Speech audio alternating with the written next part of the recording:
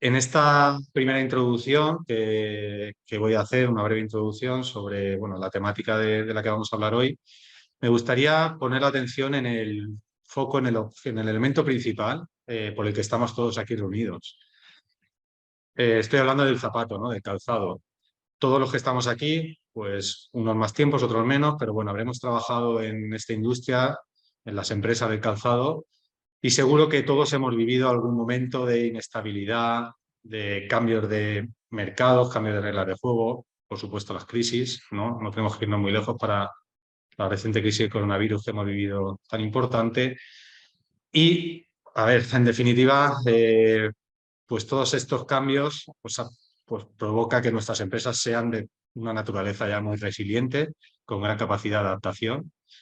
Y bueno, todo eso se ha puesto más latente, se ha visto pues mucho más evidente con la reciente crisis del coronavirus, como comentaba, donde ha acelerado todo ese cambio y lo ha orientado mucho más a la tendencia que ya venía de atrás, a la tendencia de la digitalización. Por lo tanto, pues debemos apoyarnos más que nunca en toda esta parte de la digitalización, pero siempre de la mano de los especialistas, tanto en tecnología como muy importante para nuestras empresas en la industria del calzado, cómo aplicar esa tecnología al día a día a las empresas o a los problemas que tenemos en el calzado para poder afrontar de una manera, pues, con las mayores garantías posibles, ¿no? Estos nuevos retos, estos nuevos cambios de futuro. Bueno, también quería arrojar pues, una serie de números que creo que son bastante importantes, que por el día a día de nuestro trabajo pues muchas veces no nos paramos a pensar. Y es que en la producción mundial de calzado, año 2021, pues hablábamos de unos 22.200 millones de pares fabricados. Si lo llevamos a datos más impresionantes si cabe, cada minuto se están produciendo más de 42.000 pares de zapatos. O sea, son unas cifras realmente impresionantes. Y bueno, si lo llevamos a título individual, a nivel personal, cada uno de nosotros vamos a utilizar, a gastar en torno a 310 pares en nuestra vida. ¿Qué queremos reflejar, ¿no? Con toda esta información, con todos estos números que realmente son mareantes, ¿no? Pues que todos y cada uno de nosotros que somos los que estamos realmente involucrados en la industria del calzado, en el trabajo diario, en esos procesos materiales, todos los elementos que conforman el zapato, por supuesto, la parte más humana o de personas, tanto de la propia empresa como de los participantes, los usuarios de calzado, todos tenemos una gran responsabilidad de cara a la sociedad ya en general, porque al final los zapatos los llevamos puestos todos y cada uno de nosotros pues bueno, durante más de 12 horas al día prácticamente. Por lo tanto, cualquier toma de decisiones, cualquier acto que realicemos, pues va a tener una repercusión muy importante, positiva, esperemos, pero también puede ser negativa siempre que no la hayamos tomado la decisión correcta.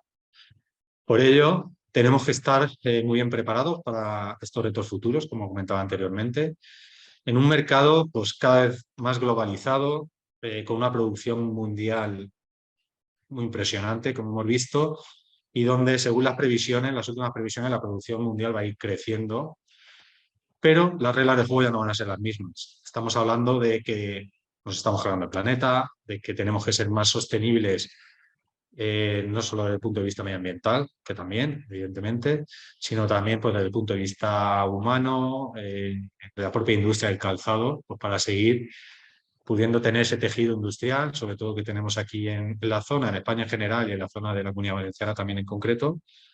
Y bueno, pues para ello es muy importante que conozcamos bien esas tecnologías digitales, las ya existentes, que por supuesto se están utilizando y nos van a aportar un valor muy importante en el diseño y en la fabricación de calzado, pero también de las nuevas tecnologías emergentes. Sin más, lo que hablábamos del metaverso, pues un mundo totalmente nuevo, que ha habido un boom también pues, en otros sectores, en otras videojuegos, tecnológicas, donde van a unos ritmos mucho más acelerados de lo que va a ir nuestro sector. Y desde Inesco pues investigamos, estudiamos esta materia para aterrizar toda esa confusión, pues, toda esa gran cantidad de información que hay, aterrizarlo a nuestro problema y hacerlo palpable, hacerlo real para nuestras empresas. Esta parte, bueno, pues evidentemente pues, va a ser muy importante en el futuro, pero seguramente de una forma de la que no nos imaginamos ahora mismo. También muchas veces pues, tenemos ese desconocimiento, ese riesgo por nuevos métodos de fabricación, nuevos materiales, nuevas tecnologías que se pueden utilizar en fábrica y que precisamente por ese desconocimiento, pues bueno, las dejamos a un lado y nunca vemos el momento de afrontarlas. Bueno, pues analizaremos métodos de fabricación, como decía, en este caso, centrados en knitting. De igual manera, pues intentando arrojar algo de luz, conocimiento y poder informar a las empresas pues, para que quien quiera, pues por lo menos ya sabe en qué consiste la tecnología, qué riesgos puede encontrar y cómo, bueno, evitarse muchos errores o muchos problemas en el camino pues con la experiencia que nosotros ya llevamos caminada. Hoy en día comentaba pues, la globalización, bueno, el mercado, la fuerte producción mundial de calzado que hay. Para todo ello es muy importante, y eso nosotros lo somos, cuando digo nosotros es nuestra industria, la flexibilidad de la producción, poder adaptarse rápidamente a cambios de mercado, a producciones cortas, largas, pues todo ello, gracias a la incursión o la introducción de la robótica colaborativa en nuestros procesos de fabricación, va a hacer que seamos mucho más competitivos, que tengamos unas cadenas de producción más sólidas, más flexibles y que podamos pues, afrontar estos nuevos retos, como decía también antes, de una forma mucho más, pues, con muchas más garantías. Y por último, abarcar no solo esa parte tecnológica o más digital, sino también desde el punto de vista de la fabricación de un calzado confortable y saludable. El mercado cada vez es más exigente, no solo a nivel de competencia exterior, sino también de un público al que nos dirigimos que exige una mayor calidad, no compra simplemente un zapato bonito, compra un zapato de calidad, que sea cómodo, que sea confortable y que sea saludable, porque bueno, es un elemento que llevamos puesto y que es muy importante también para nuestra salud. Todos estos aspectos, por supuesto, y otros muchos que investigamos y llevamos a cabo aquí en Inesco, pues los ponemos a disposición de las empresas del sector del calzado, de Inesco, pues gracias a los más de 50 años de experiencia que tenemos, conocimiento, experiencia y sobre todo, contacto directo y trabajo codo con codo con las empresas de nuestro sector. A ver. Esto, bueno, sería todo por mi parte, no quiero robar más tiempo de la parte importante de las charlas. Aquí tenéis nuestro contacto, no lo he dicho al principio, pero podéis dejar cualquier tipo de consulta, duda que queráis, la podéis dejar en el chat. Las atenderemos luego al final de todas las sesiones para hacer así ya un resumen general y bueno, si hace falta intervención de alguno de mis compañeros, pues les iremos dando paso. Por supuesto, cualquier consulta que tengáis, tenéis aquí nuestras oficinas, podéis contactar vía electrónica o como queráis. Y nada más. Doy paso a mi compañero Eliseo Aguilar, que como decía, bueno, nos hablará de metaverso, de nuevas tecnologías, cómo integrar todo esto en los procesos de diseño digital de la empresa y arrojar un poco de luz a toda esta revolución, ¿no? Que están hablando del metaverso, pues bueno, saber realmente en qué puede consistir. Muchas gracias por todo. Eliseo, cuando quieras. Hola Eduardo, muchas gracias por la presentación. Paso a compartir mi pantalla. ¿Lo visualizáis ya? Sí, se ve bien. Adelante. Muy bien. Bueno, como bien comentaba nuestro compañero Eduardo, nadie sabe hacia dónde va a derivar el mundo de los metaversos. Y bueno, quizá pueda parecer un poco pretenciosa la frase de que toda esta tecnología y todo este paradigma de los metaversos va a cambiar el futuro de la humanidad, pero simplemente tenemos que pensar e imaginarnos hace unos años atrás cuando apareció Internet y cuando antes de que aparecieran los smartphones. Bueno, al principio siempre la comunicación entre personas se realizaba con SMS o con mensajes de texto, luego empezó a aparecer los chats, luego se introdujeron las imágenes, posteriormente se aparecieron los vídeos en la comunicación y luego, pues, pasamos de eso al streaming y bueno, pues al final todo esto está apoyado también con los smartphones y al final el paso siguiente, vamos, lo más probable es que sea la realidad virtual después del streaming. En todo esto, bueno, pues, al final pasamos a definir un poco lo que es el metaverso por aquellas personas que no lo sepan. El metaverso al final es un mundo de realidad virtual en el que cada usuario interactúa con otros usuarios y bueno, pues, mediante una representación virtual de sí mismo mediante un avatar. Como bien pone en la descripción, hay muchos metaversos. No solo hay un único metaverso. Solemos tender a pensar que el metaverso de Meta de Facebook, no sé, seguramente os sonará, es único, pues, pero no es así. Hay muchos metaversos con diferente enfoque. Está el enfoque del entretenimiento, el ocio, del juego, un entretenimiento social para interactuar entre usuarios, otros se enfocan más en el tema laboral. Y como os comentaba antes, bueno, pues, la evolución natural del Internet va a ser esto, va a ser los metaversos, lo que se va a llamar la web 3.0. Como os comentaba, hay diferentes metaversos. Aquí podemos ver unos cuantos de los muchos que hay. Está Decentraland, en este caso Horizon Worlds, que es el metaverso de Zuckerberg, de Meta. Roblox, Sandbox, Zepeto, Second Life, quizá os suene porque fue uno de los primeros metaversos que apareció en el mercado hace 20 o 30 años. Fortnite también os seguro que os sonará, es un juego y es un juego, pero bueno, pues al final es un metaverso porque los usuarios tienen avatares e interactúan entre sí, como hemos comentado, y es un mundo de realidad virtual. Se diferencian un poco los metaversos una característica importante de los metaversos es que sean centralizados y descentralizados. Descentralizado, al final, un metaverso descentralizado quiere decir que son los usuarios los que gestionan el metaverso.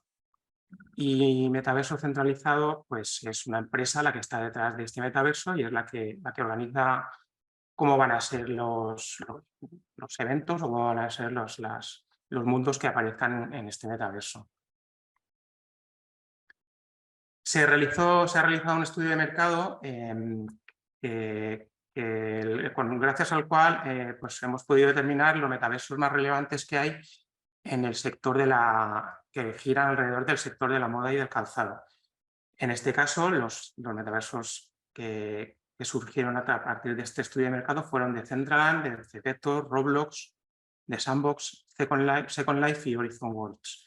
Horizon Worlds, lo que os comentaba, que es el de Meta, pero como aún está bastante en desarrollo, no hay muchas empresas aún ahí que jueguen un papel importante o que aparezcan colaborando, pero bueno, de seguro que en el futuro, cuando esté más desarrollado, aparecerán.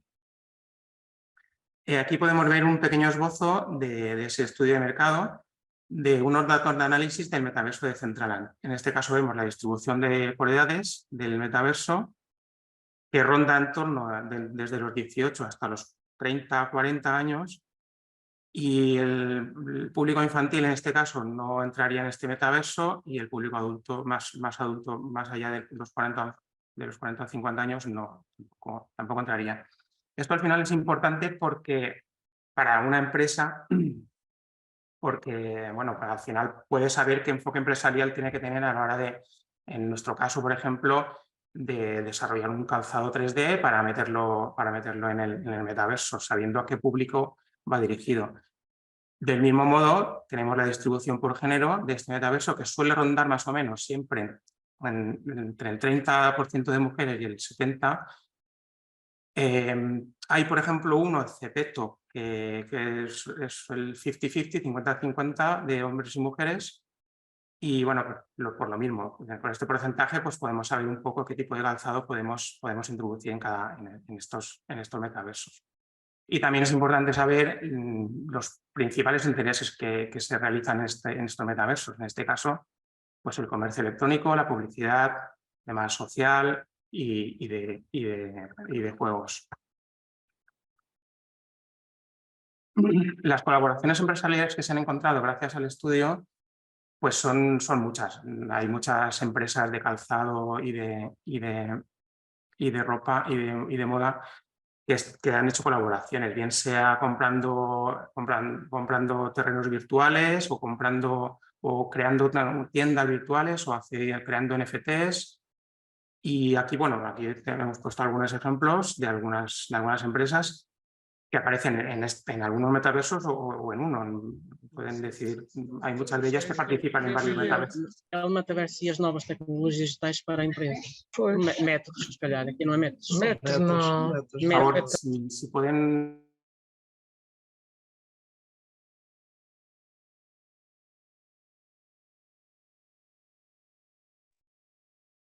Ya está, Eliseo, te has silenciado tú. Muy bien, ya lo he Vale. iniciado. Bueno, continúo con la explicación. Aquí hay algunas empresas españolas, hay otras extranjeras y bueno, pues al final lo que os comentaba, hay muchas que aparecen en muchos metaversos, tanto en los que hemos visto como en otros.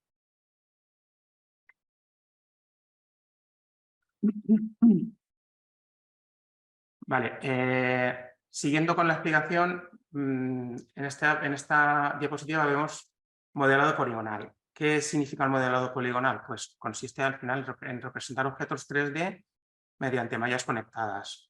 Como vemos en la imagen, las mallas conectadas pues constan de caras, de aristas, de vértices y gracias a esto podemos diseñar geometrías que son muy fáciles de editar y muy fáciles de crear y que son la base de la tecnología que fundamenta los metaversos. Los gráficos que aparecen en los metaversos, los avatares, la ropa, el calzado, están hechos todos con mallas como estas, con modelado poligonal. Hace ya muchos años que se utiliza en la industria de la animación y de los videojuegos y ahora pues está empezando a introducirse, estamos empezando a investigar y a introducirlo para permitir que estas tecnologías puedan utilizarse para el calzado.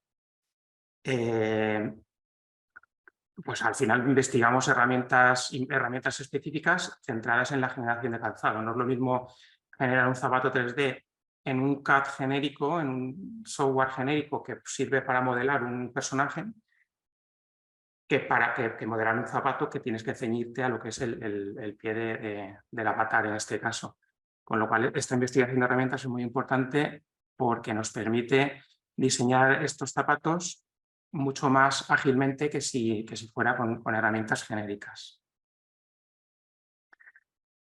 En este caso vamos a ver el proceso básico que hemos extraído de lo que sería el diseño del calzado llevado al metaverso en los metaversos que hemos investigado.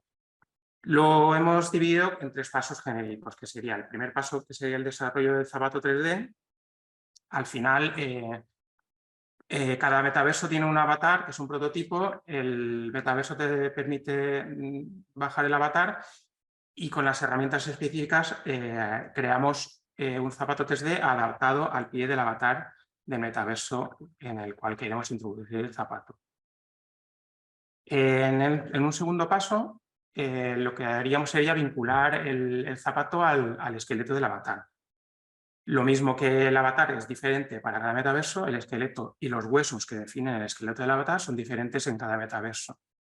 Pero el proceso básico al final es el mismo, es vincular estos zapatos al avatar y de forma, como veis en la imagen, que el zapato pueda seguir al esqueleto cuando se mueven los huesos. Después de esta vinculación, el tercer paso sería subir el zapato al metaverso. En este caso, primeramente lo subiremos a un entorno de prueba del metaverso para para testear que se adapta bien al pie del avatar, que se mueve bien cuando el avatar se mueve. Y por último, cuando ya está esto testeado, sería pues al final subir realmente el zapato a la tienda, si tenemos una tienda virtual, o al marketplace del metaverso. Para esto, primero, pues en muchos metaversos lo que hacen es, tienen un equipo de validación del componente que quiera subir, en este caso de los zapatos.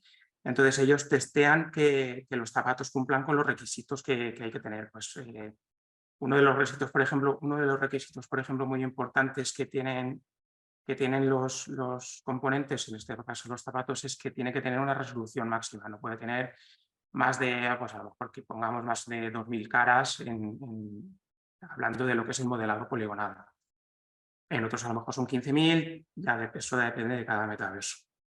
Luego también es importante que el precio no es algo que pueda echarnos para atrás, porque los metaversos suelen a lo mejor en algunos son gratuitos el subir el zapato y en otros a lo mejor puede rondarle alrededor de los 140 euros. No son precios que para una empresa puedan suponer un hándicap. Aquí vemos un ejemplo práctico o dos ejemplos prácticos de dos modelos reales subidos al metaverso de Decentraland. En este caso podemos ver en el esquema superior, en la bota de agua, que se ha creado el zapato con dos piezas. Al final, el zapato, como lo que vemos en la resolución del metaverso es pequeño, lo que tenemos que hacer es sintetizarlo. No se pueden poner todos los detalles o los detalles pequeños porque los detalles pequeños no aparecerían. Entonces, es sintetizarlo, extraer los componentes generales, incluso pues, si hace falta modificar el diseño del zapato, pues se modifica para poner el logotipo más grande o para poner un detalle más grande si queremos, porque si no, no se va a visualizar. En la parte inferior vemos, por ejemplo, que es tan sencillo como poner un zapato con muy pocas caras, porque al final el zapato no se va a visualizar con una textura en este caso y se va a ver igual que si le metiéramos 1000 caras. Y la cordonera, por ejemplo, se crearía con otra pieza y sin cruzarla con los cordones porque se visualiza mucho mejor así. Esto es lo que os comentaba con el tema de sintetizar el calzado. Finalmente, en este caso vemos estos mismos zapatos, pero subidos al metaverso de Zepeto, y podemos ver en el caso de la izquierda las botas de agua que están creadas simplemente con una pieza y sin embargo el detalle está creado con una textura. Y en el de la derecha son los mismos de antes y tenemos dos piezas. Tenemos la pieza del corte y las cordoneras que están creadas con otra pieza. Y en este caso no tenemos textura. En este caso simplemente sería pues con un color. Hasta aquí mi explicación. Espero que os haya gustado y bueno, pues si tenéis alguna duda, siempre estamos dispuestos a resolverlas, bien con este correo o bien en el chat posterior. De acuerdo, muchas gracias, Eliseo. Bueno, al final es lo que hablábamos, ¿no? El metaverso es ese gran, si no desconocido, pues de lo que todo el mundo habla, pero que pocos realmente sabemos hacia dónde va a ir. Pero bueno, con las tecnologías cada adecuadas se puede utilizar toda esa información digital que tenemos, se puede subir al metaverso y por lo menos quitarnos, ¿no?, esos miedos o ver qué restricciones tenemos. Damos ahora paso a José Francisco Gómez, que nos va a hablar sobre nuevos métodos de fabricación de calzado, como es la tecnología knitting. Algo no tan innovador en sí, pero bueno, la línea en la que estamos trabajando sí que es ver qué nuevas tecnologías nos pueden permitir acelerar este proceso de diseño knitting, incluso elevar sus posibilidades. José Francisco, todo tuyo. Vale, muchas gracias. Sí. Bueno, pues estamos ante una nueva forma de fabricar zapatos no es algo nuevo, porque ya se viene haciendo durante unos cuantos años y ya es un proceso de fabricación que se ha validado, ¿no? Y se considera una nueva forma de fabricación, aunque no está tan extendida pues, como puede ser la del textil normal o con fabricación de piel, ¿no? Pero en definitiva, pues, ¿qué es el knitting, no? Pues el knitting al final es un tejido de punto que nos sirve o que se puede adaptar perfectamente para la fabricación de calzado.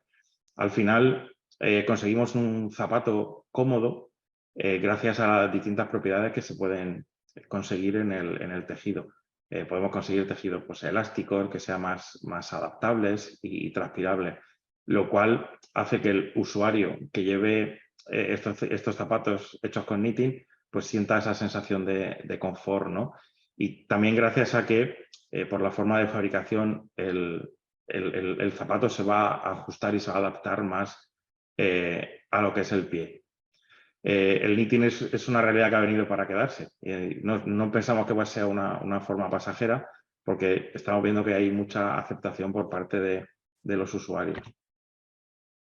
Por mencionar un poco el histórico o los inicios del knitting, en 2001 ya Nike empezó a trabajar en un sistema para reducir los costes de fabricación y tratar de hacerlo todo pues, de una única pieza. En el knitting conseguimos que el zapato esté compuesto por diferentes estructuras, pero la máquina lo hace todo a la vez, con lo cual nos reduce el proceso de fabricación, el tener que unir diferentes piezas con procesos de aparado, pues esos tiempos nos los reduce. Aunque es totalmente compatible con la introducción de piezas de piel cosidas sobre un calcetín de knitting, ¿no? Bueno, como resultado ya en 2012 Nike presentó este modelo, el Flyknit Racer, y bueno, hoy en día pues tienen infinidad de modelos fabricados con knitting y bueno, pues simplemente por un dato curioso tienen más de 1000 máquinas para tejer. Bueno, voy mezclando conceptos. Al final, esta máquina que veis en la imagen es la máquina donde se hace, es una máquina convencional, una tricotosa, bueno, digitalizada, ¿no? O todo digital. Es una máquina que hace tejidos planos, ¿no? Que sería lo que es el flat knit, ¿no? Pero bueno, esta máquina la han dotado de una capacidad que, aunque el tejido que hace es en 2 dimensiones, nos permite fabricar tejidos en 3D. Estos tejidos en 3D van a poder adaptarse a formas tridimensionales, en el caso del zapato, adaptarse al pie y ajustarse mejor a la horma y, por supuesto, al pie, ¿no? Con lo cual vamos a conseguir esa comodidad que hemos mencionado anteriormente. Para el desarrollo de un upper de knitting hay que tener en cuenta diferentes factores, entre ellos pues, los materiales que vamos a usar. Luego hablaremos de diferentes materiales de los que puede hacerse un upper de knitting.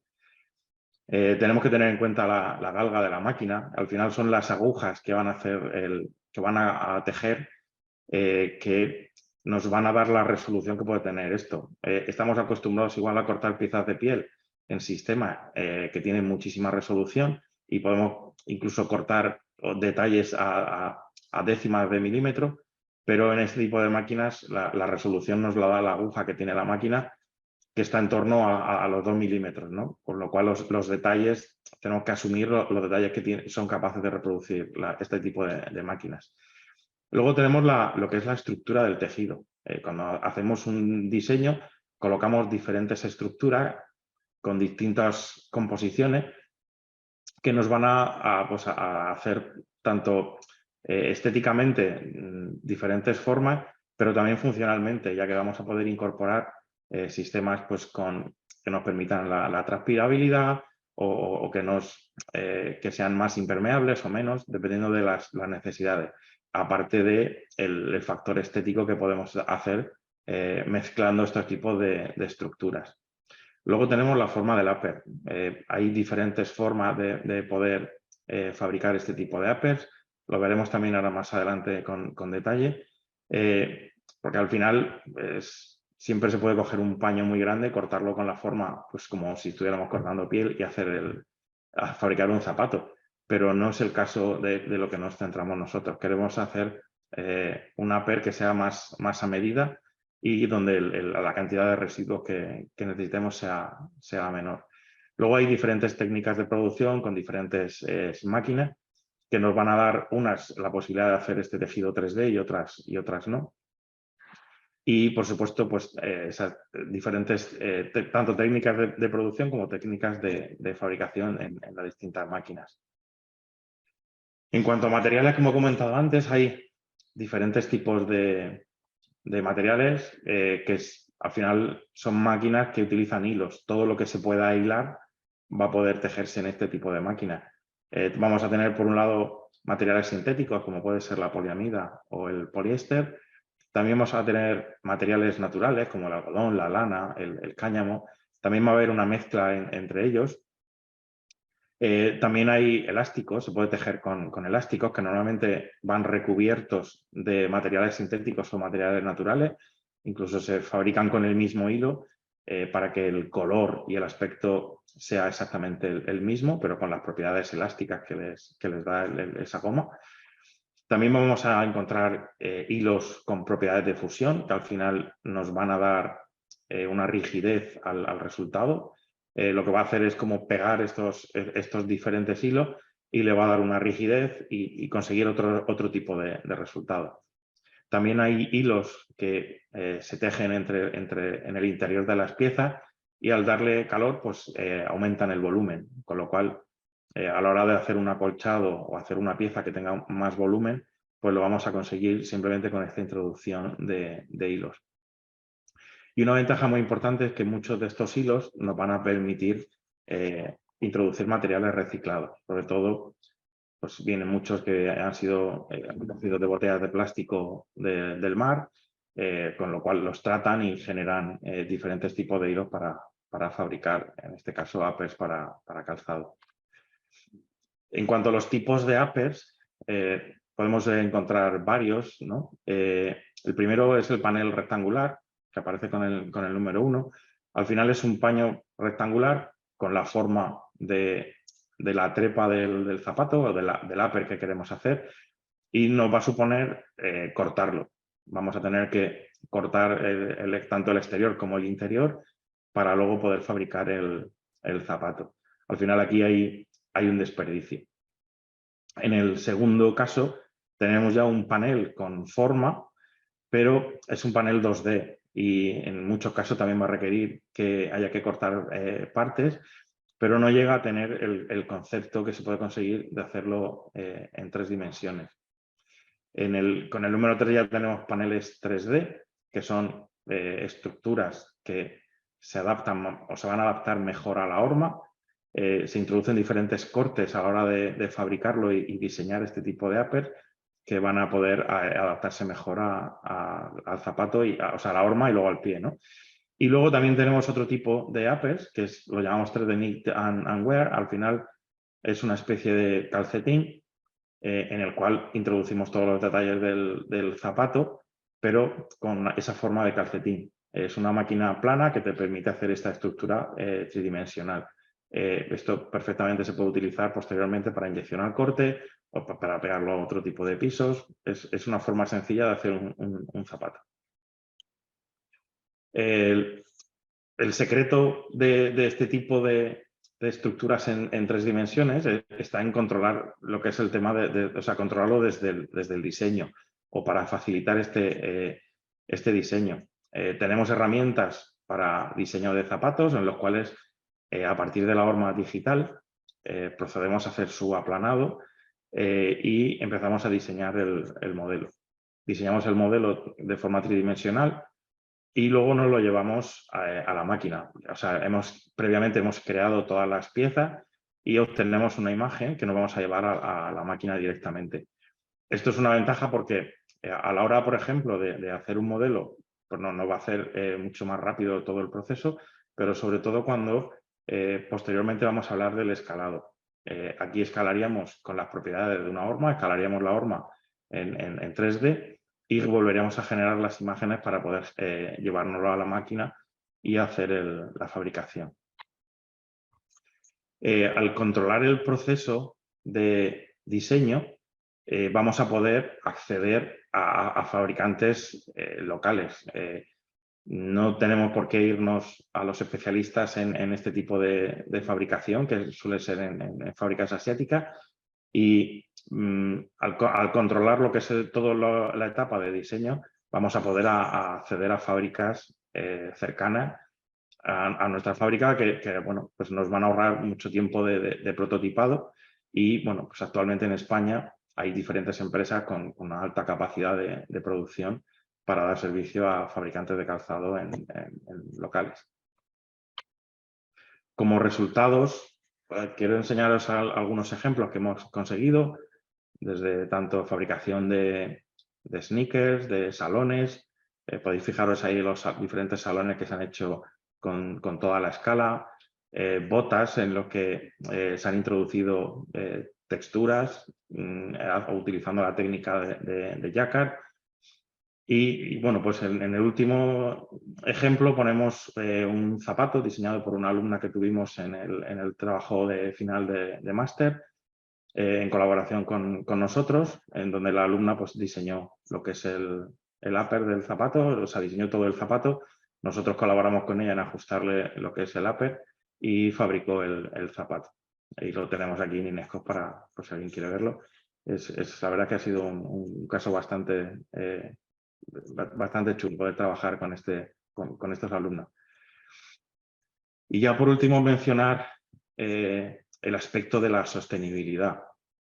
Al final, con este tipo de fabricación vamos a conseguir que el zapato tenga un mejor confort, con lo cual va a ser un zapato que vamos a usar bastante, con lo cual vamos a reducir esa huella de residuo, porque lo vamos a usar más tiempo. Al mismo tiempo, gracias a la forma de fabricar, el resultado que vamos a obtener el llegar a una fabricación de la producción va a ser más corta, porque no vamos a necesitar hacer gran cantidad de muestras para llegar al modelo final. Vamos a utilizar menos materiales, con lo cual va a haber una reducción del uso del material. No van a haber residuos porque no vamos a tener que recortar el material.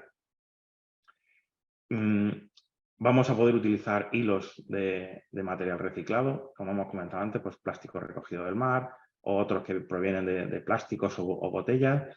También nos va a permitir introducir materiales naturales.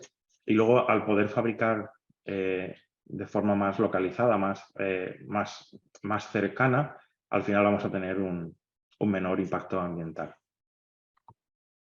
Y eso es todo por mi parte. Si tenéis alguna pregunta, aquí tenéis mi correo y luego al final de la charla pues podremos comentar lo que queráis. Muchas gracias, José. Bueno, sí he visto alguna consulta, bueno, algunas ha contestado ya, pero bueno, luego vamos recapitulando y luego al final de la sesión iremos dando respuesta a las demás. Nada, gracias, José, como decía. Y bueno, ahora sería turno de robótica, de la parte de robótica colaborativa, de la mano de nuestra compañera María Dolores. Lola, tienes que compartir tú. No sé si estás por ahí. Sí, comparto yo. Exacto. ¿Podéis ver mi pantalla?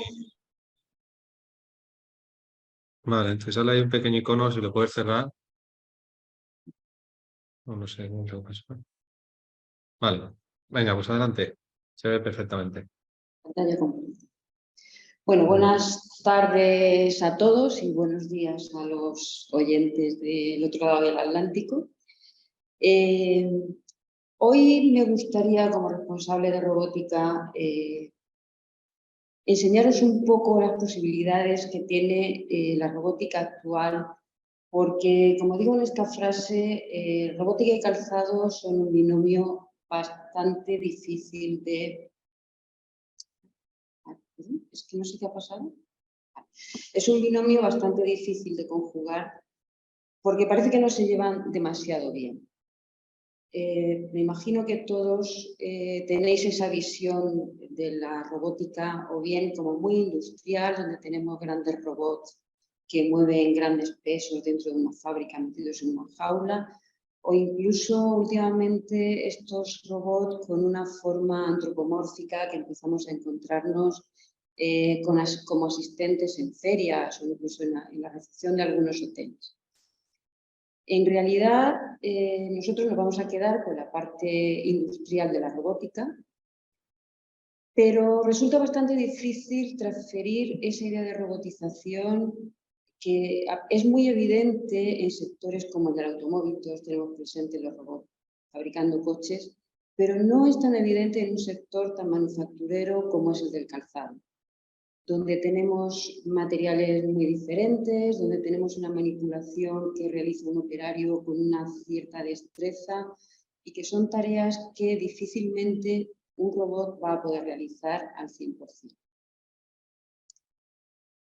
Últimamente tenemos la ventaja de que ha aparecido la robótica colaborativa, que nos va a ayudar precisamente a meter el robot en nuestro sector, porque nos proporciona robots con dimensiones reducidas, con formas suaves, con movimientos relativamente lentos, que precisamente están pensados para compartir espacios con el operario y que pueden actuar como asistentes de este operario precisamente para realizar la parte más tediosa, pesada o potencialmente lesiva de las tareas que tiene que realizar. El objetivo claramente de cualquier automatización pues, es mejorar la calidad del producto final, reducir la fabricación, reducir el consumo y mejorar el entorno laboral, como decía antes, reduciendo los esfuerzos físicos, las tareas repetitivas y las sustancias peligrosas a las que está sometido a veces el operario. De todas formas, todo esto en realidad es pura teoría, porque el hecho de que exista el robot adecuado no garantiza que podamos automatizar cualquier tipo de operación. Es necesario analizar muy minuciosamente cada proceso, analizar los materiales implicados, las operaciones que queremos realizar y darle al robot esos elementos que necesita para poder hacer esas operaciones. Esos elementos pueden ser pues, de una pinza para poder sujetar un objeto determinado, una garra adecuada, puede ser un sistema de visión que le permita localizar o identificar un objeto, puede ser un cierto tipo de iluminación que le ayude en su trabajo, o incluso algo tan sencillo como generar la estrategia que permita programar al robot, enseñarle a hacer la tarea que queremos realizar de una manera sencilla, incluso por el propio operario que sabe hacer la tarea. Con este escenario, que más o menos espero que os haya quedado claro, mi idea es comentar con vosotros una serie de posibles soluciones que hemos aportado dentro del sector calzado, que son específicas para cada caso, pero que quiero que os dé una idea clara de cómo se puede adaptar la robótica colaborativa a un sector tan especial como es el nuestro. En este primer ejemplo podéis ver simplemente una operación no manipulativa. En realidad no vamos a hacer ningún trabajo específico, sino simplemente vamos a ayudar pues, a gente como Eliseo con su metaverso a tener una digitalización perfecta de un objeto, en este caso un zapato. Esto es una tarea que un operario puede hacer fácilmente, pero sí que requiere pues, cierta paciencia, movimientos precisos, recorrer toda la superficie del zapato para tener una imagen adecuada. En este caso lo que haríamos sería programar al robot para que haga esos movimientos y podríamos conseguir una digitalización mucho más precisa, sobre todo porque el robot no se va a aburrir de estar haciendo ese trabajo. Desde un punto de vista más industrial, también hemos desarrollado, por ejemplo, una celda colaborativa para aplicación de adhesivo.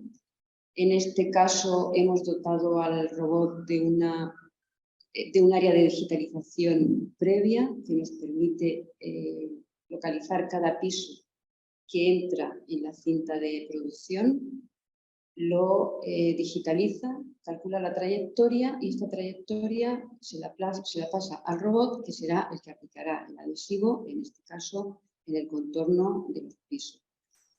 La ventaja es que la automatización es muy elevada porque no necesitamos tener una orden de trabajo podemos introducir los pisos emparejados o no emparejados, con diferente talla, con diferente modelo, y el sistema automáticamente encontrará cuál es la trayectoria adecuada y aplicará el adhesivo de forma automática.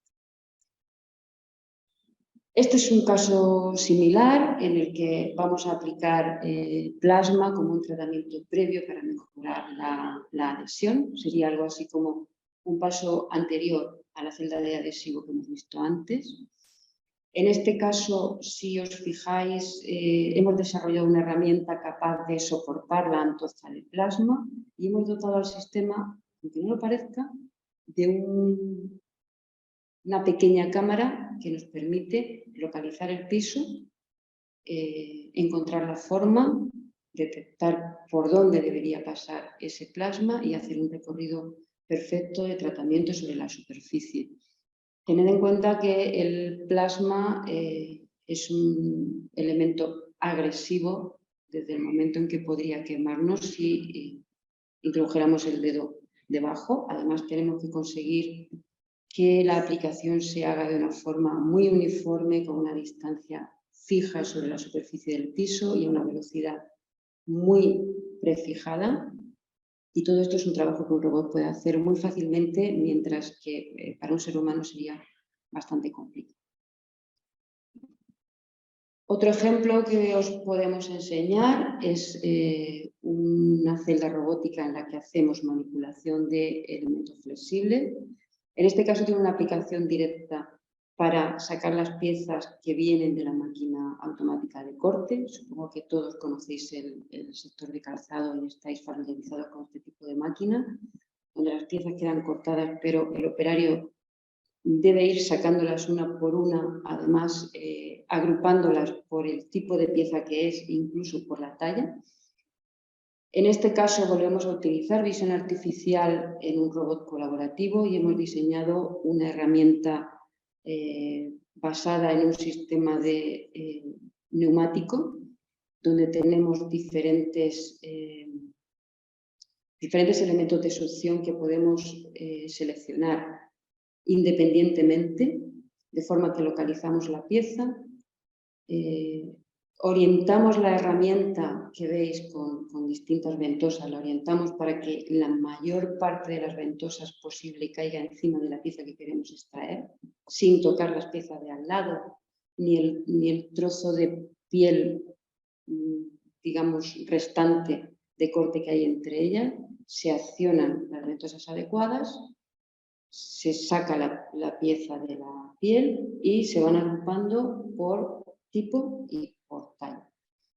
Si veis a la derecha, no solo hemos desarrollado este tipo de herramienta, que es neumático, sino también hemos desarrollado otras herramientas que tienen una parte más mecánica o incluso basadas en electroadhesión.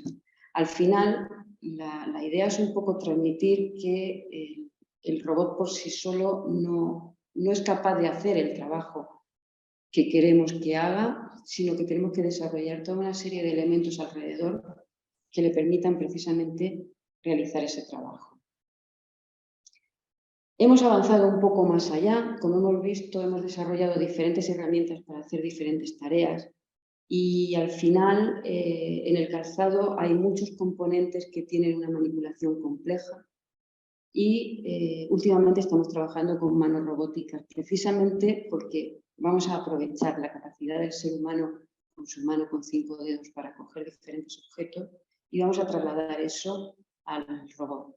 En este caso, además, como veis, la mano robótica está agarrando un piso, pero en la imagen de la derecha podéis ver cómo hemos introducido también en nuestro trabajo la realidad virtual. Y hemos conectado el robot con esa realidad virtual de forma que el operario está haciendo una operación que el robot con la mano va a copiar. Esto enlaza un poco con lo que os decía al principio, que no solo se trata de poner un robot en producción o de diseñar las herramientas adecuadas, sino que además tenemos que intentar facilitar la manera en la que se programa ese robot para que aprenda a hacer una nueva operación o para que sea capaz de hacer operaciones diferentes de una manera flexible. porque la cadena de producción de calzado está compuesta por muchas operaciones muy diferentes y que incluso sufren cambios, bien por temporalidad, bien por cambio de modelo. Entonces, los sistemas rígidos no son adecuados para introducir en nuestro sector. Un poco enlazando con esto y en aplicaciones ya mucho más industriales, os cuento un par de proyectos en los que estamos trabajando últimamente. Uno de ellos está dedicado a hacer la extracción de pisos de los moldes de inyección. No es el sector calzado propiamente dicho, sino el sector de los componentes de calzado. Y en este caso hemos diseñado un sistema de aprendizaje. Podéis ver a la izquierda la imagen en la que hay un operario con la herramienta que habitualmente utiliza para hacer su trabajo, que es un alicate. Hemos montado un sistema de visión, hemos montado un sistema de localización de partes de este alicate y lo que hacemos es replicar exactamente el movimiento que hace el operario para hacer la extracción del piso. Somos capaces de grabarlo y enseñárselo al robot. La ventaja es que hay partes de este trabajo que tienen mucho de destreza, incluso de la experiencia del propio operario, y es difícil transmitir esto si no es de una manera puramente con una imagen. Yo no puedo programar el robot para hacer una trayectoria porque en realidad no sé la trayectoria que voy a hacer, pero sí que puedo realizarla y conseguir que el robot me copie. Otro caso en el que estamos trabajando estamos desarrollando una celda completa para hacer embolsado de plantilla. Nuevamente vamos a trabajar con un robot, con una mano robótica que va a ser capaz de agarrar y manipular la plantilla, pero tenemos que crear también todo el entorno adecuado para que este robot vaya encontrando cada cosa en el lugar adecuado y vaya haciendo cada fase del proceso de embolsado, que consiste en abrir, coger la plantilla. La bolsa tiene que estar tensada en el lugar correcto y abierta por un sistema de neumático. El robot hará el movimiento de inserción de la plantilla en la bolsa y luego cogerá la bolsa y le dará una selladora para terminar el proceso. Espero que después de todo esto os haya quedado claro la idea que queremos transmitir, que es que podemos hacer muchas cosas con la robótica. No está reñida la robótica con un sector como es el del calzado, pero sí que es cierto que hay que trabajar muy unidos la parte de desarrollo técnico tecnológico con la parte de producción de dentro de fábrica, porque la única manera de que el sistema funcione es encontrar ese punto común y aprender del operario y intentar adecuarnos a la forma de trabajo de un sector tan específico como es el calzado. Y esto Muchas gracias, Lola, muchas gracias. Sí, yo creo que vamos, queda también latente pues todos los ejemplos, las diferentes celdas que tenemos aquí en Inesco, que podéis venir a verla, ver el funcionamiento, intercambiar opiniones, ver posibilidades de aplicación para lo que ya hemos visto o para cualquier otro proceso que tengáis en la industria. No tiene por qué ser una operación súper complicada, o sea, puede ser un paso sencillo que seamos capaces de poder, bueno, pues en ese sentido, automatizar o robotizar. Daríamos paso ya a la última charla o la última conferencia a nuestra compañera Saray. Saray, comparte pantalla en cuanto puedas. Sí. No sé si me oyes. Sí, Sí. ya te veo por aquí.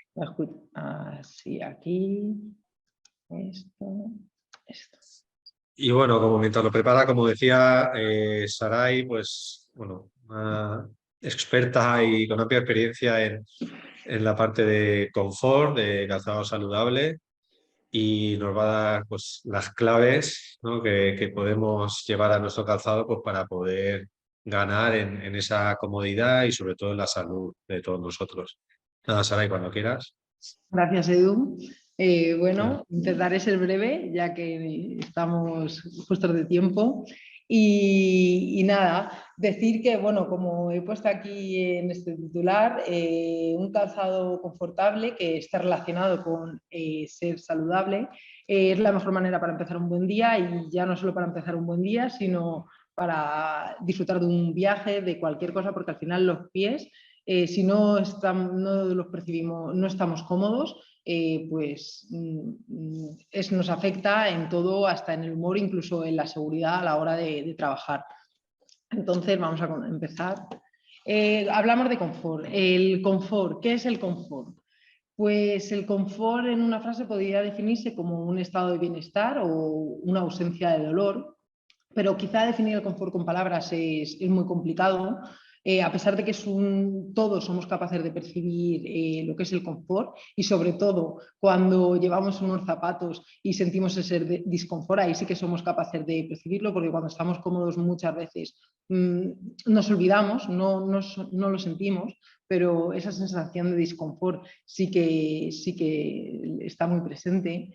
Entonces, podríamos, ya que es algo complejo de definir, podríamos decir que percibimos confort cuando nos sentimos satisfechos frente a una situación y consideramos que nuestras necesidades están cubiertas. Pero claro, cuando hablamos de estas necesidades en calzado, ¿cuáles son estas necesidades? Porque el calzado, aunque veamos un zapato y parezca fácil de diseñar y de fabricar, no es así. El proceso es muy complejo, está formado por infinidad de componentes y cada uno aporta algo a este confort.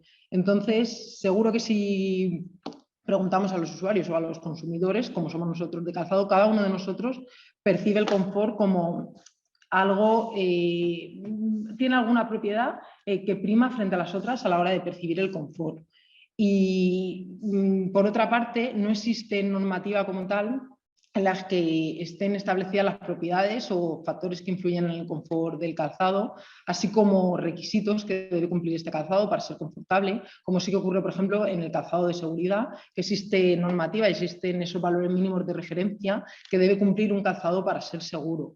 Pero en el caso de confort no está establecido, ya que es una propiedad muy, como he comentado antes, al final todos somos capaces de percibir, por tanto es una propiedad subjetiva y que depende sobre todo de la percepción de cada usuario. No para todos los usuarios el confort es lo mismo. Entonces, podríamos decir que es complejo de evaluar, pero a pesar de ser complejo, una propiedad compleja de evaluar, no significa que el confort no se pueda evaluar o cuantificar. Y de hecho es un reto que en Scope se asumió hace años y se abordó esta problemática con el fin de ayudar a las empresas del sector, por una parte dándoles claves en esa fase de diseño de calzado para que sean capaces de diseñar un calzado cómodo y que encuentren materiales que ofrezcan ese confort al calzado, y por otra parte, a la hora de evaluar, una vez ya han fabricado el calzado, ser capaces de evaluar y cuantificar el confort de sus productos. Entonces, lo primero que hicimos en Scope cuando se abordó esta problemática, que de hecho es algo que seguimos investigando a día de hoy, no hemos encontrado esos factores y ya hemos acabado y hemos desarrollado nuestros protocolos internos, porque el calzado sigue cambiando, como han comentado mis compañeros, hay nuevas técnicas de fabricación, nuevos materiales, y el confort nuestros métodos de evaluación se tienen que adaptar, así como nuestros requisitos internos, para poder ofrecerles a las empresas esas mejores soluciones o ayudas en esa fase de diseño, pero además a la hora de evaluar, ser más rigurosos y tener nosotros esos requisitos internos que nos ayuden a definir cuándo un calzado es cómodo y cuándo no. Porque si vemos todos estos factores, pues podemos dividir como en dos fases. Una parte, los factores que influyen a la fase previa de la fabricación del calzado, como son la horma y es el diseño. La horma, pues, ¿qué decir de la horma? Sobre la horma recae la gran responsabilidad, porque de ella depende en gran parte el calce del calzado, el confort al caminar y la estética del modelo. O sea, la horma podría decirse que en la horma recae el 80% de la responsabilidad del confort del calzado. Si hablamos de un zapato de tacón, pues podría decirse que prácticamente la responsabilidad es máxima en la horma.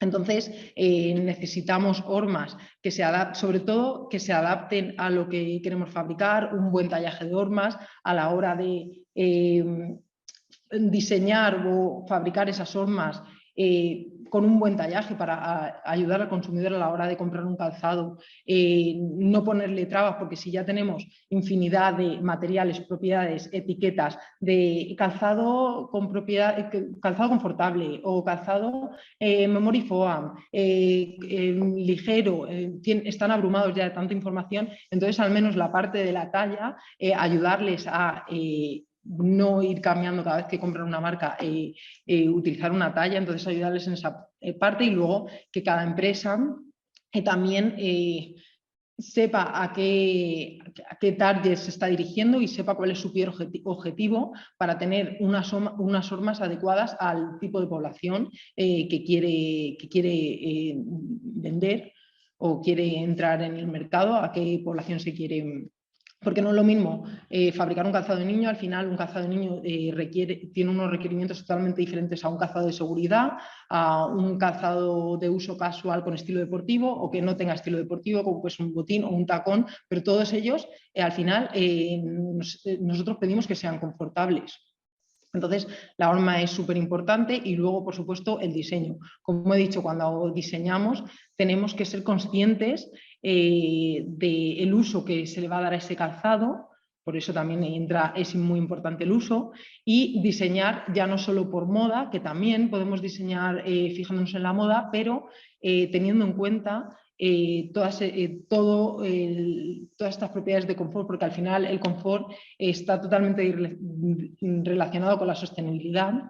Y si tenemos un calzado cómodo, es un calzado que el usuario va a utilizar más y durante más tiempo, y entonces al final va a generar menos residuos, porque cuántas veces no hemos llevado un calzado que nos hace daño y lo usamos 2 veces y ahí lo tenemos y no le damos más uso. Y da igual que ese calzado sea de materiales súper sostenibles, que si no lo llevas cómodo, ya sea por la horma o porque los materiales son muy rígidos o cualquier cosa, no vas a poder utilizarlo. Entonces es un residuo.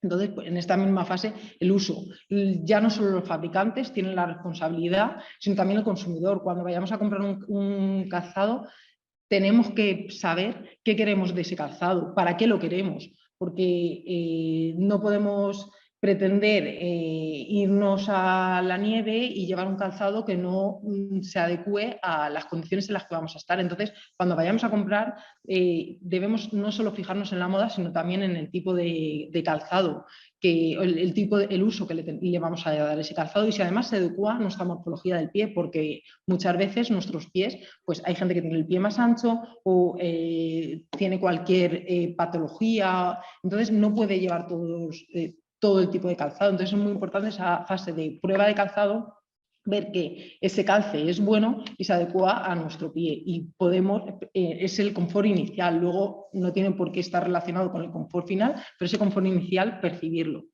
Y luego pasaríamos a la parte en la que ya, olvidando la horma, el diseño, y una vez ya sepamos el uso que le vamos a dar a ese calzado, a la parte que influyen, que están directamente relacionadas con las propiedades que aportan los materiales con los que está construido el calzado, tanto los materiales de piso como de plantilla, como de corte del calzado. En estas propiedades son el peso, la temperatura y la humedad interior, la resistencia eléctrica. Parece que no sea tan importante, pero cuántas veces también no hemos llevado un calzado en el que hemos sentido chispazos. Entonces, no es tan importante quizá como a lo mejor llevar un zapato flexible o que no sea pesado, pero también es muy importante, porque muchas veces nos hemos dado cuenta, analizando aquí calzados en laboratorio, que si quieres un calzado que cumpla con unos ciertos requisitos de seguridad, quizá necesitas que sea aislante, pero para uso casual necesitas encontrar un equilibrio y poder que la persona no sienta todo el rato chispazos cada vez que abre el coche o cualquier cosa así. Luego la estabilidad que nos aporta el calzado, la flexibilidad y la fricción y la amortiguación. La fricción al final es el deslizamiento de ese calzado. Necesitamos un calzado que agarre tenga un agarre adecuado ni excesivo, ya que si no nos limitaría los movimientos, pero tampoco que nos resbalemos para evitar así caídas. Y la amortiguación del calzado.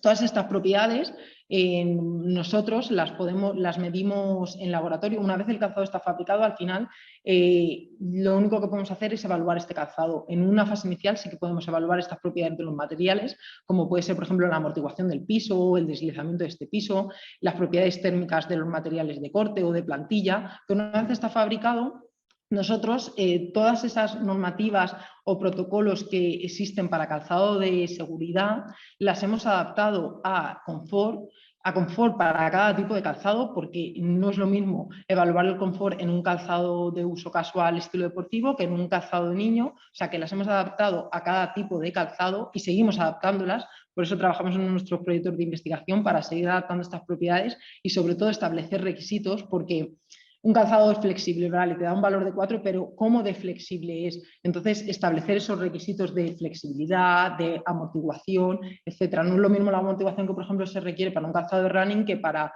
un calzado casual o un calzado para jugar al pádel. Entonces, lo que estamos trabajando sobre todo ahora es en establecer esos requisitos, ya que nuestros protocolos ya los hemos adaptado de calzado de seguridad a calzado para uso casual, porque muchas veces los protocolos de seguridad son más, por así decirlo, más flexibles en el sentido de que simplemente necesita cumplir el calzado con la seguridad, pero no hace falta que aporte ese confort extra.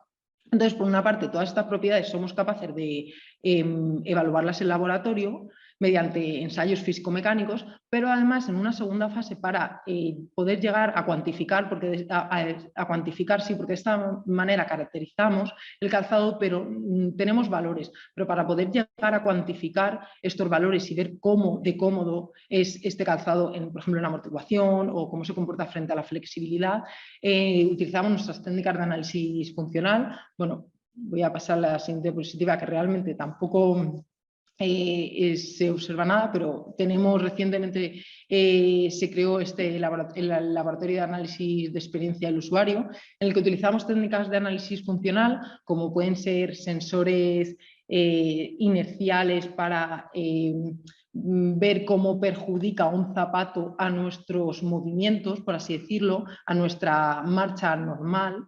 Podría decirse si perjudica o no la perjudica un tipo de calzado. También tenemos una cámara de termografía infrarroja para evaluar el confort térmico del calzado.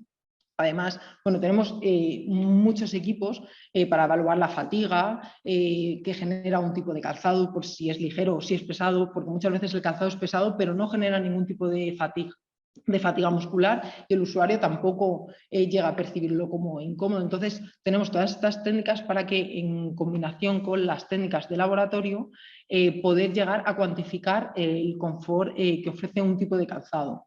Y, por supuesto, pues además siempre estamos dispuestos en esa fase de diseño a asesorar a las empresas en la horma que deben utilizar, cómo deben diseñar el calzado y esas hormas para que se adecúen a su público objetivo.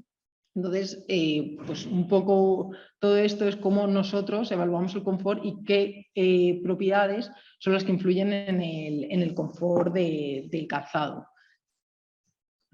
Y bueno, esto sería todo. Muchas gracias y nada, cualquier pregunta no dudéis en consultárnosla. Muchas gracias, Saray. Bueno, la verdad es que sí, como comentaba, aparte de todas las particularidades que puede tener un zapato, luego está la sensación y cómo percibe cada uno ese confort, los baremos en que para mí lo que es cómodo, lo que no, la capacidad de sufrimiento también que tiene cada persona. Y bueno, pues qué mejor, ¿no?, que desde INESCOP, que desde vuestro departamento, con el conocimiento que tenéis, pues poder asesorarse, analizar pruebas, estudios, que lo mismo, pues que proporcione información en la línea de pues, un zapato confortable, o por lo menos saber cómo está haciendo las cosas la empresa. Muchas gracias. Bueno, se nos ha ido ya prácticamente el tiempo, prácticamente no, se nos ha ido por encima, pero bueno, entiendo que ha sido unas charlas bastante ilustrativas. Aquí hay varias preguntas, vamos a verlas de forma rápida también para no robar mucho más tiempo. Voy a ir por orden si os parece y bueno, la primera, a ver que la tenía por aquí apuntada. La primera era para Eliseo en relación al metaverso. Bueno, si podíamos hacer un resumen de empresas de moda o calzado que estén en el metaverso, ¿vale? Bueno, y el de las que has mostrado en la diapositiva son empresas que están pues, más puestas en tecnología o simplemente lo hacen como una acción de marketing, para saber tu opinión, Eliseo. Sí, bueno, te contesto, María Ángeles. En principio, las empresas que había en la diapositiva y otras muchas más que han surgido con el estudio de mercado suelen ser empresas importantes, pero eso no quiere decir que no haya empresas, que no haya empresas menores, porque al final no es porque tengan más tecnología, sino porque han mostrado a lo mejor en ese momento más interés o porque querían, finalmente a lo mejor lo que quieren, seguramente en el marketing que pretenden es posicionarse con respecto a los metaversos y a los usuarios que aparecen en esos metaversos. No buscan un motivo, yo pienso que no buscan un motivo económico, sino simplemente, como es una tecnología muy nueva, pues aparecer y que la gente, los usuarios que vayan a esos metaversos a visitarlos, que vean esa empresa, que vean su logotipo y bueno, pues que saber que están ahí. Y al mismo tiempo, pues investigan un poco en qué consiste eso o saben un poco de qué va el tema para cuando eso continúe desarrollándose, pues que no les cueste tanto. Eso es, bueno, yo creo que va en esa línea, pues muchas lo dan por marketing, por estar, por, bueno, estar en esa tecnología para ver hacia dónde va. También podemos contar también casos reales de clientes nuestros a nivel internacional que utilizan nuestro sistema, tienen los modelos CAD en 3D y bueno, también nos preguntan qué estamos haciendo nosotros en esa línea pues para poder integrar los diseños de calzado 3D con los metaversos. Y bueno, pues al final la respuesta es todo este trabajo que está haciendo Eliseo con el equipo y bueno, pues que sí que hay interés, muchas con tecnología, pero yo creo que inicialmente ahora mucho más marketing que otra cosa. Luego también para la parte de José Francisco relacionada con knitting, varias consultas relacionadas con materiales. Bueno, en eso también estamos investigando, pero vamos, aquí a lo mejor tenemos un perfil muy importante en Inesco de departamento de materiales que seguramente podrán aconsejarnos mejor para si tenéis cualquier duda o referencia a esto. José, preguntan si es posible hacer knitting con fibras naturales, por ejemplo. Sí, como he comentado, se puede utilizar Sí. algodón, lana y cáñamo que hayamos probado nosotros. Sí que es importante que se pueda hilar, al final son fibras naturales que se pueden hilar y deben de tener pues, el grosor, o sea, el grosor que nos permita poder meterlo en la máquina. Estamos hablando de máquinas que hay que meter hilos finitos. Y luego siempre van a tener que ser elásticos para que puedan entrar y pasar por todos los guiahilos que tienen en las máquinas.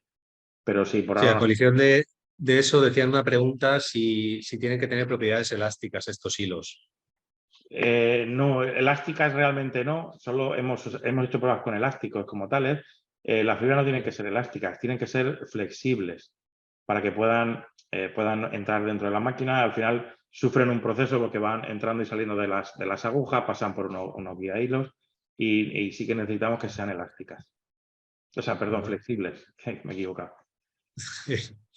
Sí, bueno, en fin, al final pues ser resistentes a flexión y a todo ese proceso que le somete la máquina. En cuanto a más materiales, el yute, por ejemplo, se podría utilizar. Nosotros no lo hemos hecho pruebas con yute, pero sí, depende de si se puede hilar en hilos Sí. finos. Volvemos a lo mismo, al final es una fibra natural.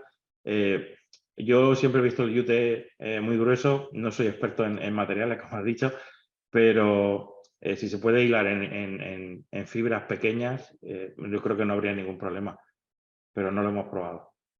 Ajá. Vale. Bueno, pues como decíamos, dudas, consultas más concretas sobre materiales, pues bueno, podéis referiros aquí en Scope. Incluso podemos, bueno, también desarrollar de forma conjunta, trabajamos en proyectos con empresas para desarrollar cortes de calzado o investigar en nuevos materiales aplicados a esta tecnología.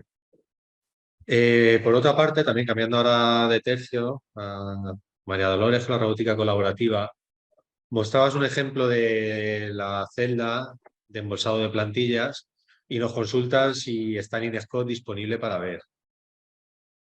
Lola, no sé si nos oyes. Sí, Sí, ¿me oís? Sí. sí, te oímos. La celda de embolsado de plantillas es un demostrador que estamos montando dentro de un proyecto europeo que está ahora mismo en pleno desarrollo. Tenemos básicamente la celda montada, tenemos todos los elementos, el conveyor, el dispensador de bolsas, el sistema de sellado. Lo tenemos todo y precisamente a partir de finales de marzo probablemente empezaremos a hacer la integración con la mano robótica y vendrán socios europeos a instalar la parte que han desarrollado ellos. Y bueno, la verdad es que se puede ver, a día de hoy no está operativa aún, pero probablemente para el verano sí que la tendremos operativa. Vale, de la misma manera, bueno, si nos facilitas un contacto y, bueno, podemos, cuando esté disponible para demostración y demás, pues invitaros a las personas interesadas pues, para verlo en demostración o en concreto, ¿no? Para si lo veis aplicación en algún caso, ¿no? De vuestra empresa.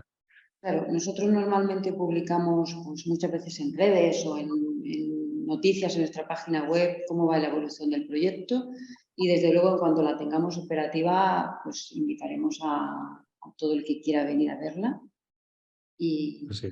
bueno, estará disponible para visitar, por supuesto. Muy bien. Y bueno, ya para concluir, una pregunta para Saray. Hablan, bueno, la pregunta era si los pisos totalmente planos son recomendados para el calzado. Yo no sé si lo entiendes tú bien, no sé si se refiere a lo mejor a pisos planos que la huella sea lisa o que no tengan altura, pero bueno, puedes contestar a las dos y yo creo que nosotros aceptaremos. Yo creo que no estoy segura, pero vamos, yo creo que se referirá a un drop cero, por así decirlo, porque hoy en día la palabra drop está muy de moda. Entonces Vale. supongo que se irá por ahí, que es, por así decirlo, lo que se aconseja en un calzado de niño, que exista un drop cero. Entonces, para adulto, yo creo que una altura de tacón o ese drop entre 0 y 2,5 y 25 milímetros sería lo ideal, porque al final eso es algo también que depende mucho del usuario, de su morfología y no podemos decir un drop cero es bueno para todo el mundo, ¿no? Yo creo que de hasta 25 milímetros la gente se va a sentir cómoda y cada uno elige un poco la altura con la que se siente más cómodo. A partir de ahí ya no es tan cómodo para todo el mundo y es más complicado, pero de 0 a 25 milímetros, en función de nuestra morfología, cada uno elegiremos el que mejor, como he dicho, el confort depende de cada uno, pero sí que esa altura, no 0,0, pero sí que entre 10 y 25 todo el mundo nos solemos sentir bastante cómodos. Muy bien, sí. Vale, bueno, le marcaban aquí que había una pregunta que se me había traspapelado. Si hay algún programa exclusivo de diseño de knitting. Esta, bueno, la puedo responder yo. Si me equivoco, hay algo que aportar. José Francisco, puedes añadir. Diseño exclusivo de knitting. Las máquinas propias de las tricotosas, como viste ahí en una foto, tienen su propio software para programación de ese tejido, ¿no? Que vamos a hacer en el sistema. Y ahí es donde tú diseñas tu corte para knitting o la prenda de vestir que vayas a hacer. Sí que es verdad que desde Inescope, pues con nuestra amplia experiencia en el software de diseño asistido por ordenador para calzado, trabajamos con nuestro sistema y de una forma muy rápida podemos proporcionar ya una imagen base sobre la que el programador o la persona que va a hacer el diseño en el software de knitting va a trabajar, lo hemos visto en la presentación, entonces le va a acelerar mucho el proceso. No es software exclusivo de diseño de knitting, pero a partir de un, bueno, pues de un patrón, dijéramos, facilita y acelera mucho ese trabajo que luego realizas, eso sí, en la aplicación de Meeting de la propia máquina. ¿Cuál es nuestro sistema? El sistema es iCAD 3D Plus. Os voy a dejar aquí el enlace a la aplicación, a la página web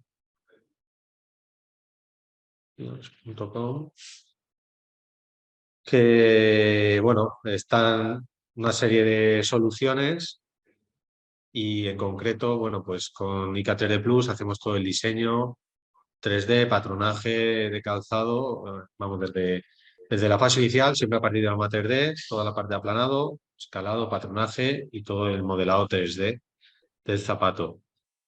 Esto no lo hemos comentado en esta jornada porque iba más enfocada a otros temas, porque es un sistema que ya está muy implantado y establecido en el sector, pero igualmente si queréis más información, cualquier tipo de demostración o información adicional que queráis, aparte de la web, pues total libertad y nosotros encantados de poder solucionar las dudas o facilitar más información.